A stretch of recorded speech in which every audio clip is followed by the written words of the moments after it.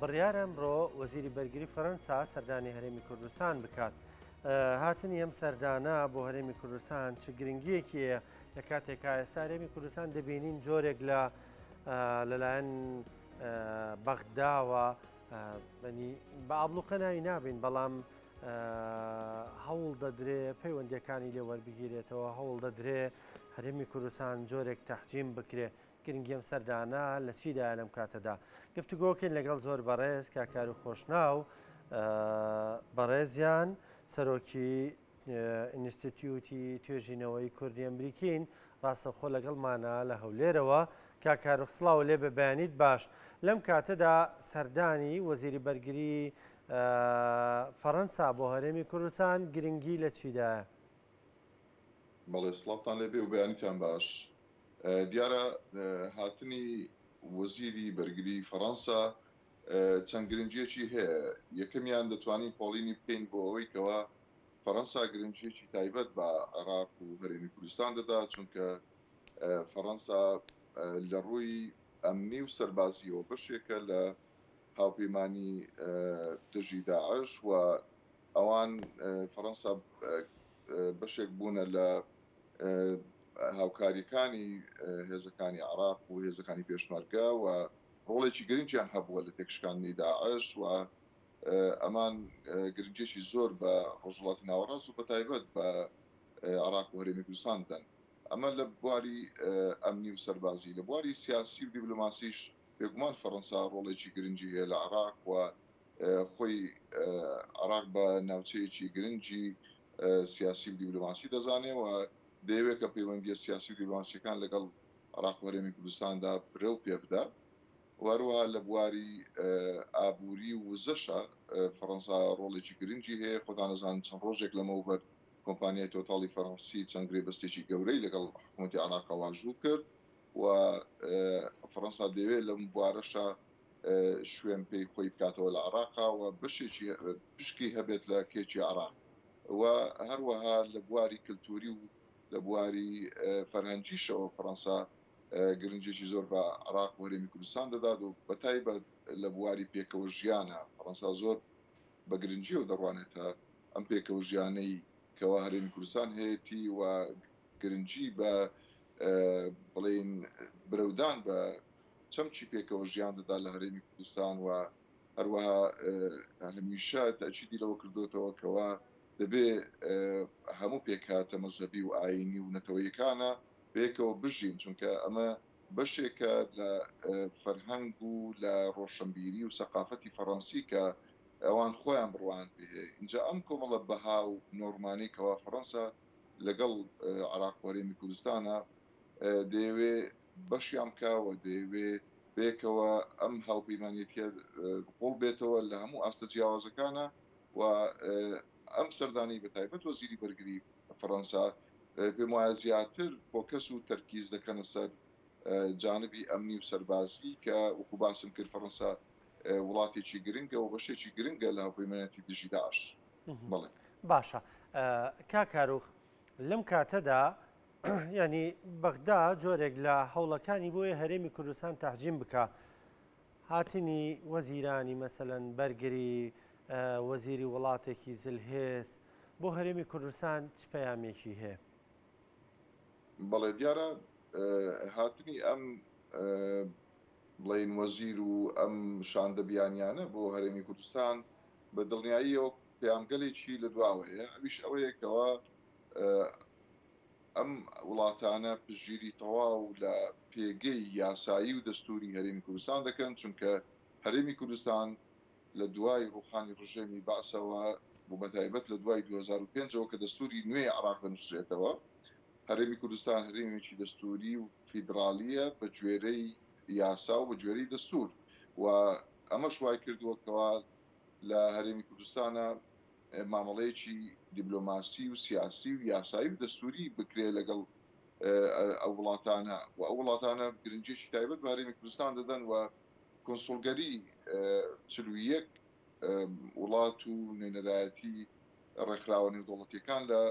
هەرێمی کوردستان و هەولێری پایتەختدا هەن و هیچێک لەوانە فەڕەنسایە کە بە شێوەیەکی تایبەت گرنگی بە هەرێمی کوردستان دەدا و ئەم پەیامە دەداتە هەم ناوخۆی عراق لایەنەکانی بەغدا و هەمیش وڵاتانی دراوسێ کە فەڕەنسا یەکێکە لە وڵاتانی کەوا گرنگجێکی تایبەت بە هەرێمی کوردستان دەداوە دەبێت لە بیریشمان بێ کە فەڕەنسا یەکێک بووە لە وڵاتانەی کەوا ڕۆڵێکی یەکلاکەرەوە و بەرچاو گرنگی هەبووە لە دەرکردنی بڕیاری 680 دژەفڕین کە ئەو کاتە لە ساڵی 91کە فەڕەنسا ڕۆڵێکی گرنگی هەبووە لە دروستکردنی ئەم قوارەیە کە ئێستا قوارەیەکی دەستوری و یاساییە بە ناوی هەرێمی کوردستان و ئەم هەرێمە ئێستا هەرێمێکی یاساییە و هەرێمێکی گرنگە و قسەی هەیە و ڕۆڵی هەیە لە هاوچێشە سیاسی و ئەمنیەکانی ڕۆژهڵاتی ناوەڕاست و دەتوانین بڵین ئەگەر چی ئەکتەرێکی نادەوڵەتیە بەڵام ژمارەیەکی خوێنراوەیە خۆشمان بینیمانە کە لە شەڕی داعش چەندە گرنگی هەبووە و هێزی پێشمەرگە توانیویەتی قارمانەتی خۆی بسەلمێنێ و هێزی پێشمەرگە ئەم هێزە بوو کە نەیهێشتووە مەترسی تیرۆر و داعش بپەڕێتەوە بە وڵاتانی ئەوروپا و لە جیاتی جیهانی ئازاد لە جیاتی ئەوەی کە بە ئینگلیزی پێ دەڵێن on behalf of the free world لە جیاتی جیهانی ئازاد شەڕی تیرۆری کردووە و قوربانی داوە و خوێنی بەخشیوە و زیاتر لە 2000 پێشمەرگە تەنها لە شەڕی ڕوبەڕووبوونەوەی تیرۆرە شەهید کراون و زیاتر لە 10,000یان بریندارن بۆیە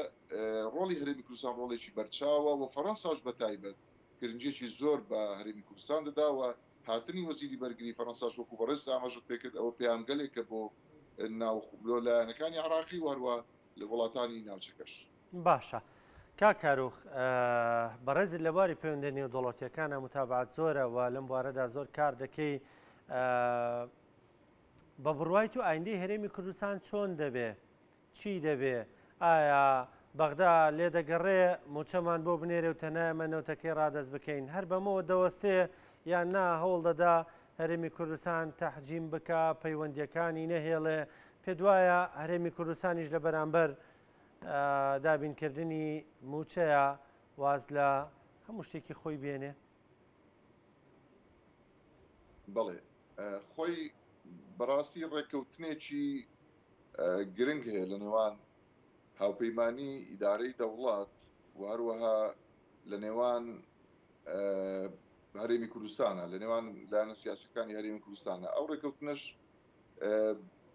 ڕێککەوتنێکی سیاسیە بەرمەبنای ئەو ڕێککەوتنە حکوومەتی محەممەد شایع سوودانی لەدایک بووە و پێم وایە کە هەرێمی کوردستان پابندە بەم ڕێککەوتنە ڕێککەوتنی بڵێن دروستکردنی حکوومەتی محەممەد شایع سوودانی بەڵام وەکو پێویست تاوەکو ئێستا هاوپەیمانی ئیداری دەوڵات و هەروەها ئەم لایەنەی کە پێی دەگوترێ ئیتاری تەنسیقی ئەمان تاوەکو ئێستا نەک هەر تەنها لەگەڵ کورد بەڵکو لەگەڵ لایەنی سونەشا وەکو پێویست پابندی ڕێککەوتنەکان نەبوونە ئەمەش لە پێناو ئەوەیەکەوە ئەوان خۆیان دەیانەوێت بە تەواوی سوودمەند بن لە ڕێککەوتنەکان و جڵەوی دەسەڵاتی مرکز یاخود بەغدا بە تەواوی بگرنە دەست و پێم وایە کە ئەمەش ئەگەر بێت و لایەنەکانی شیعە پابند نەبن بە ڕێککەوتنەکان لەگەڵ کورد و سونەیە ئەوە خۆیان لە داهاتوە زەرەرەکەن چونکە حکوومەتەکەیان حکوومەتێکی بەهێز نابێ بەڵام بەگشتی کەسایەتی محەممەد شایع سوودانی چەند خەسڵەتێکی تێدایە پێم وایە ئەم خەسڵەتە وای کردووەکەوە محەممەد شایع سوودانی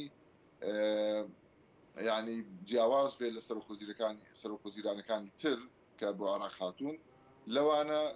یەکەمیان محەممەد شایع سوودانی یەکەم سەرۆکوەزیرانی عراقا کە لە ناوخۆی عراقا ژیابێ ئەو سەرۆکوەزیرانەکانی تر ئەوانە هەمویان لە دەرەوەی عراق پەناهەندە بوون دواتر گەڕاونەتەوە و بڵێن دەسەڵاتی سەرۆکوەزیرانیان گرتوۆتە دەست و هەڵبژێردراون بەڵام محەممەد شایع سوودانی بە درێژایی ژیانی هەر لە عراق بووە نەچۆتە دەرەوە بۆیە ئەو شارەزای معاناتی پێکاتەکانی عراقا و دەزانێت کە عراق چی پێویستە بۆیە من وا هەست دەکەم نیەتێک هەیە لەلایەن محەممەد شایع سوودانی و ئەگەر لێی بگەڕێن ئەگەر لایەنەکانی ناوخۆی عراق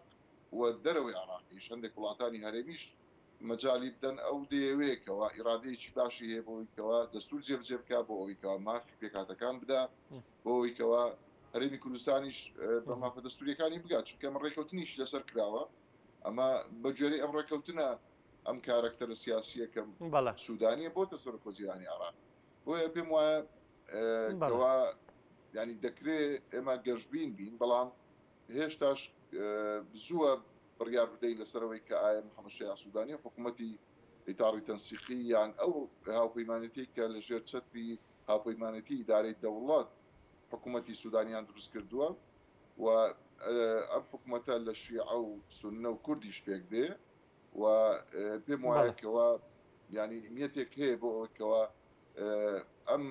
عراق ئەم قەیرانانە تێپەڕێنێ و کوردیش بە مافەکانی خۆی بکە. زۆر بەڕێز کە کار و خۆشناو سپاس کە لەگەڵمان بووی سپاس بۆ زانیارەکانت زۆر سپاس کە لەگەڵمان بیلاو لێرەوە.